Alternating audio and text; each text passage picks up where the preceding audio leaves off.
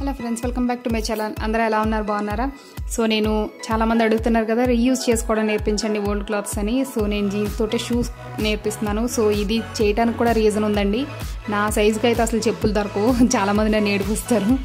So మామూలుగా మీకు ఒక ఐడియా ఉంటుంది, ఇలా కూడా చేసుకోవచ్చు అని చెప్పి నేను పాత స్లిప్పర్స్ యూజ్ చేసే నేర్పిస్తున్నాను. సో మీరు కూడా ట్రై చేయండి ఒకసారి, డిఫరెంట్గా ఉంటుంది. సో నేను నా కాలుకి మనం షూ అనుకుంటున్నాం కదా, షూ మోడల్ ఎలా ఉందో ఒకసారి పేపర్ మీద మీరు డ్రా చేసుకోండి. మనకు కావాల్సిన షేప్ ఇది కదా. సో ఇప్పుడు నాకు 5.5 ఉంది, అంటే నాకు అక్కడ దాకా పై లేయర్ కావాలన్నమాట. వచ్చే పైన వస్తుంది చూడండి ఆర్చ్ షేప్లో అది. తర్వాత నేను నా వేళ్ళు వెడమ చూసుకుంటున్నాను. మీరు చూసుకునేటప్పుడు ఏంటంటే ఒకసారి మీ కాలు పెట్టి చూసుకోండి వేళ్ళు ఎంత వెడమ ఉన్నాయో. 6.5 ఉన్నాయి కదా.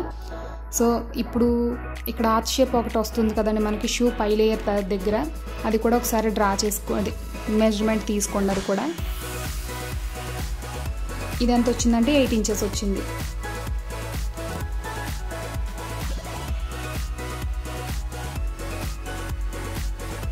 తర్వాత ఈ షేపు ఇది నాకు మడం దగ్గర నుంచి ఇది కూడా మెజర్ చేసుకుంటే నాకు 3 ఇంచెస్ వచ్చింది. తర్వాత ఈ మనకి ఫ్రంట్ ఎలా వచ్చిందో బ్యాక్ అలా వస్తుంది కదా, దానికైతే నాకు 13.5 ఇంచెస్ వచ్చింది. సో ఈ 13.5 ఉంది కదా, దీన్ని మీకు ఈ మెజర్మెంట్ అంతా పేపర్ మీద ఎలా డ్రా చేసుకోవాలో చూపిస్తాను మీకు. ఇప్పుడు ఇది 13.5 అండి. నేను అక్కడ 6.5 వేసాను కానీ నేను సరిగ్గా చూసుకోలేదు. 13.5 అనమాట, అంటే వెనక నుంచి తిరిగి రౌండ్ వచ్చేసి. ఇప్పుడు మనకి ఫస్ట్ మనం గీసుకున్న లేయర్ ఉంది చూడండి, దాని ప్రకారమే 5.5 ఇంచెస్కి నేను మార్క్ పెట్టుకున్నాను. దీనికి ఏం మీకు ఎక్స్పీరియన్స్ ఉండక్కర్లేదండి మెజర్మెంట్ తీసుకోవడానికి, జస్ట్ మన కాలు ఎలా ఉందో దాని ప్రకారం చూసుకోవటమే. నేను మిడిల్ పెడుతున్నాను. 6.5 ఇంచెస్ ఉంది కదా వేళ్ల దగ్గర, అలాగే 6.5కి మిడిల్ ఎంత ఉందో చూసుకుని అటు ఇటు మార్క్ పెట్టుకుంటున్నాను. అలాగే ఇక్కడ కూడా 8 ఇంచెస్ వచ్చింది కదా మీకు, ఆ 8 ఇంచెస్ని కూడా 4 కదా, 8 అంటే దానికి కూడా మధ్యలోకి పెట్టుకుని ఇలా మార్క్ పెట్టుకుంటున్నాను. సో తర్వాత ఏం చేస్తారంటే ఈ డాట్స్ అన్నీ కలిపేసేయండి.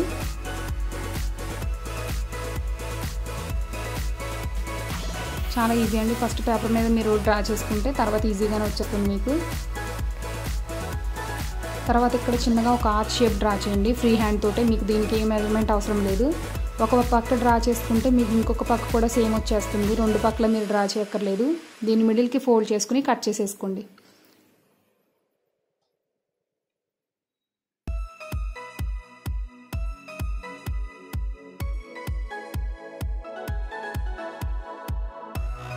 సో ఫస్ట్ లేయర్ అయిపోయింది. ఇది ఎలా అంటే స్లిప్పర్కి మనకు షూకి ఇలా వస్తుందన్నమాట. ఇప్పుడు వెనకాల వచ్చే లేయర్ కూడా మనం కట్ చేసుకుందాము. అది కూడా పేపర్ కటింగ్ మీకు చూపిస్తాను. ఇది కూడా ఎలా అంటే మనకి 13.5 ఉంది కదా, దీని మీద 13.5కి మీరు మార్క్ పెట్టుకోండి.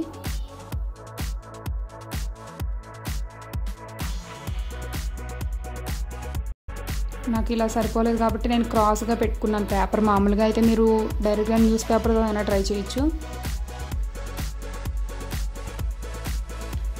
ఇక్కడ 13.5 ఉంది కదా, దానికి మిడిల్ చూసుకోండి. మిడిల్ చూసుకుని ఆ మిడిల్ దగ్గర మార్క్ పెట్టుకుని అక్కడి నుంచి ఎదురుగా తీసి 3 ఇంచెస్కి మార్క్ పెట్టుకోండి. ఇప్పుడు దీన్ని కూడా ఫ్రీ హ్యాండ్ తోటి ఒక పక్క డ్రా చేసుకుని మిడిల్కి ఫోల్డ్ చేసి కట్ చేసేసుకోండి. ఇది కూడా చాలా ఈజీయే.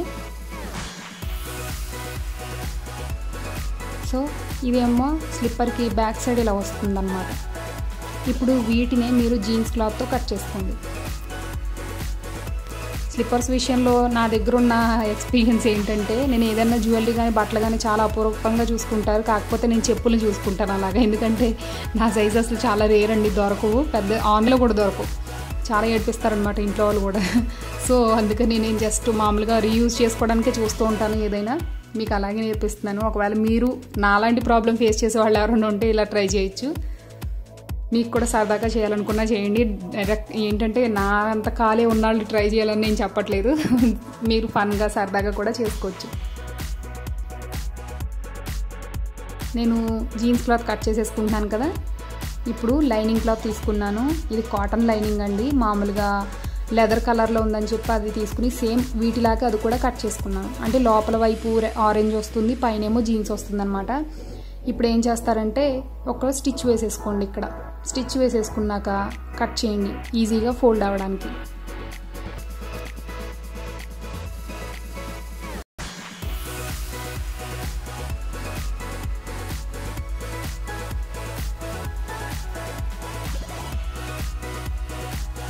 సో ఇలా ఫోల్డ్ చేసుకుని కుట్టే లోపు ఫస్ట్ మీరు ఏం చేస్తారంటే దీని లోపల మీ దగ్గర ఏదైనా స్ట్రాంగ్గా వైర్ కానీ లేకపోతే ప్లాస్టిక్ ఏదైనా స్ట్రాంగ్గా ఉంటే పెట్టుకోండి, షేప్ బాగా వస్తుంది. నేనైతే బోనింగ్ వైర్ ఉందండి నా దగ్గర.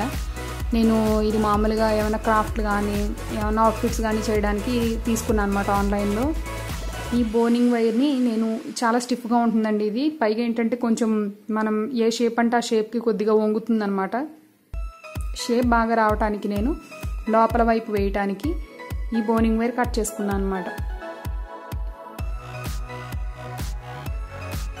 మళ్ళీ ఈ వెనకాల పార్ట్కి కూడా వేయటానికి సేమ్ కావాలి, అందుకని అన్నిటికీ ఒకేసారి కట్ చేసేసుకుంటున్నాను నేను.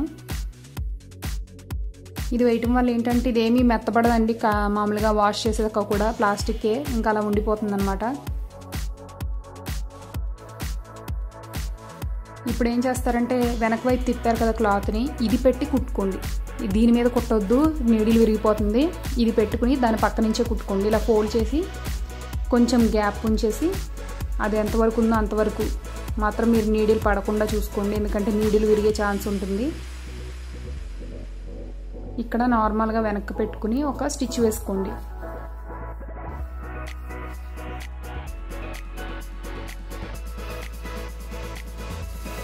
సో అన్నీ నేను ఇలాగే స్టిచ్ వేసేసుకుని చూపిస్తాను మీకు. సో చూసారు కదా అన్నీ ఇలాగే వేసుకున్నాను, ఈజీగా ఫోల్డ్ అవుతుంది. షేప్ కూడా మనకు చూసారా సేమ్ రెడీమేడ్ దానికి ఉన్నట్టుగా స్టిఫ్గా ఉంటుంది అనమాట. మనం వాష్ చేసినా మెత్తపడదు. పైగా ఏంటంటే మన కాలికి గ్రిప్ బాగుంటుంది, గట్టిగా పట్టేసి ఉంటాయి. ఇప్పుడు నా స్లిప్పర్ని ఏంటంటే సెపరేట్ చేసేస్తున్నాను. కింద సోల్ని పైన మనకి అటాచ్ చేసిన దాన్ని కూడా నేను సెపరేట్ చేసేసుకుంటున్నాను విడివిడిగా.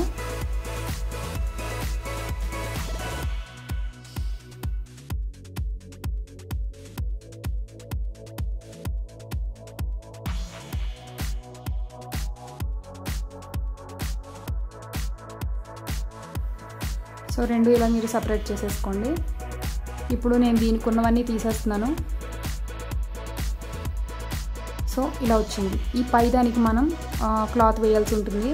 నేను ఎందుకు వేస్తున్నానంటే అక్కడ కలర్ బాగాలేదు, పైగా ఏంటంటే మిడిల్లో హోల్ ఉంది, మనకు అవి రెండు కవర్ అయిపోవాలి కాబట్టి ఒక లోపల ఉన్న మనం ముందు తీసుకున్న కాటన్ క్లాత్ వేస్తున్నాను అనమాట. నేను అన్ని క్లాత్లు కూడా తీసుకున్నవి ఏంటంటే మనం ఒకవేళ వాష్ చేసినా సరే ఆరిపోయేవే తీసుకున్నాను కాబట్టి మీకు ఎటువంటి ప్రాబ్లం లేదు. ఇప్పుడు దీన్ని ఇక్కడ గ్లూ అప్లై చేసేయండి మొత్తం అంతా. మామూలుగా నేను ఫ్యాబ్రిక్కి కుందన్స్ అవి అంటించుకుంటారు కదా ఆ గ్లూ వాడుతున్నాను, మీరు ఫెవికల్ అయినా వాడచ్చు.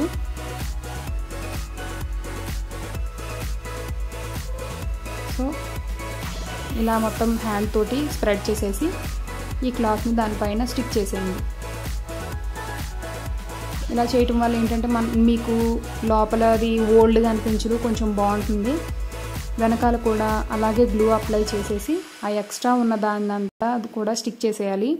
ఇలా స్టిక్ చేసేటప్పుడు ఏం చేస్తారంటే మీరు వెనకాల కట్స్ పెట్టుకున్నారనుకోండి, ఇలా కట్స్ పెట్టుకుంటే ఎక్స్ట్రా క్లాత్ ఈజీగా ఫోల్డ్ అవుతుంది లోపలికి, మీకు దగ్గరగా ఫ్రిల్స్ లాగా రావు, ఎత్తుగా వస్తుంది అలా ఫ్రిల్స్ వస్తే. సో ఇది లోపలికి ఇలాగా వెనకాల కూడా కొంచెం గ్లూ అప్లై చేసేసుకుని లోపలికి మడత పెట్టేసేయండి.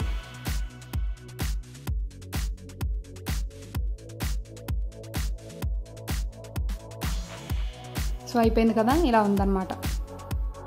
వెనకాల మనం కింద కంప్లీట్ అయ్యాక సోల్ పెడతాము. ఇప్పుడు దీన్ని మనం ఇలాగే స్టిక్ చేసుకోవాలి, మనం కట్ చేసిన షేప్స్. సో ఫస్ట్ నేను ఇది స్టిక్ చేస్తాను.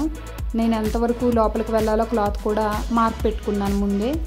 ఫస్ట్ మీరు మిడిల్ చూసుకోండి ఎక్కడుందో, మిడిల్ నుంచి స్టార్ట్ చేసి ఇలా కంప్లీట్గా ఈ కిందకి, తర్వాత అటు నుంచి కూడా కంప్లీట్గా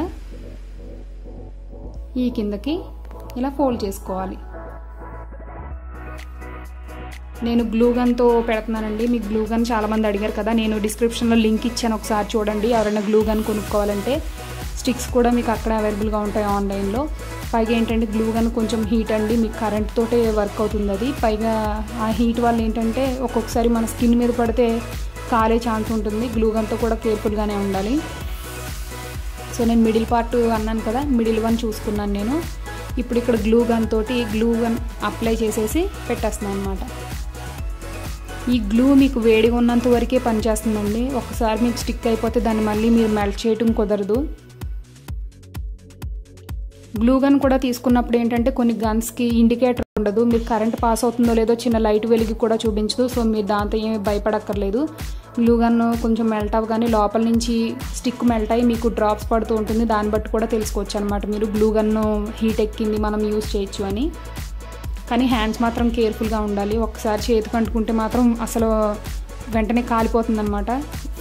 స్కిన్ తొందరగా అది ఎక్కువ మెల్ట్ అయ్యి ఉంటుంది కదా ప్లాస్టిక్, కాబట్టి జాగ్రత్తగా ఉండండి.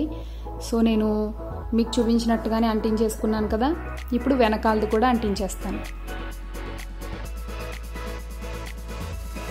ఇంతే అన్నమాట. మనకు కావాల్సిన షేప్లో ఎక్కడికక్కడ దగ్గరగా పెట్టుకుని దాన్ని కూడా ఇలాగే స్టిక్ చేసేయటం.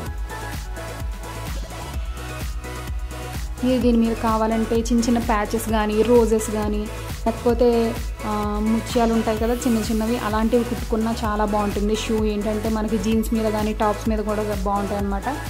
సో స్టిచ్ చేసేసాక కంప్లీట్గా ఇలా ఉంది. ఒకవేళ మీకు ఆ ఎడ్జెస్ ఊడిపోతాయని భయం ఉంటే ఈ చివర్లో కూడా ఒక్కొక్క స్టిచ్ వేసుకోండి నీడిల్తో.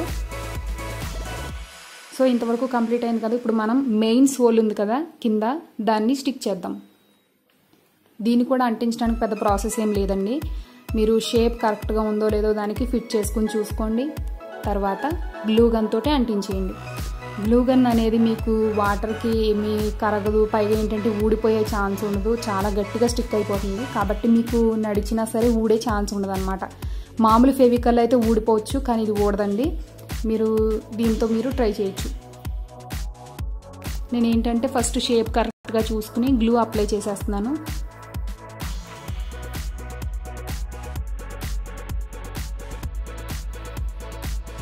తర్వాత ప్రెస్ చేసేస్తున్నాను.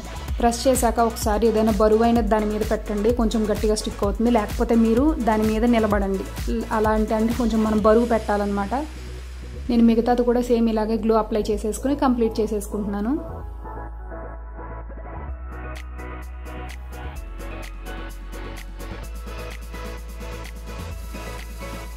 సో ఇంతే, చాలా ఈజీగా కంప్లీట్ అయిపోయాయి. మీరు ఎవరైనా ట్రై చేస్తే నాకు మర్చిపోకుండా షేర్ చేయండి. సో మన షూస్ రెడీ. మీరు కావాల్సిన ఫ్యాబ్రిక్తో కూడా చేసుకోవచ్చు. ఒకవేళ మీ డ్రెస్ ఏదైనా కాటన్ అది ఫ్లవర్స్తో అలా మిగిలిన చేసుకోండి. మీరు ఓన్గా చేసుకున్న సాటిస్ఫాక్షన్ వేరే ఉంటుంది. సో హోప్ మీ అందరికీ వీడియో నచ్చింది అనుకుంటున్నాను. నెక్స్ట్ వీడియోలో మళ్ళీ మీట్ అవుతాను. Bye bye.